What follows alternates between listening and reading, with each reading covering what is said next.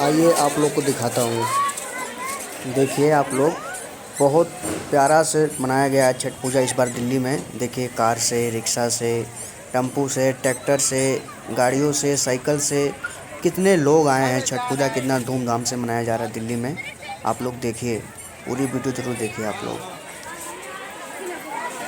देखिए कितनी भीड़ है दिल्ली में छठ पूजा करते समय। जय छठी मैया, सब पे इसी तरह कृपा बनाए गए हैं।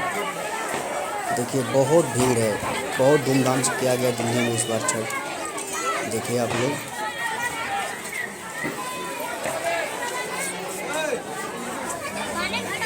बहुत अच्छा से मनाया गया है छठ। पूरी वीडियो जरूर देखें आप लोग और चैनल को सब्सक्राइब भी करें। इसी तरह एक से एक बढ़कर वीडियो आप लोग को देखने को मिलेगा इस चैनल पर।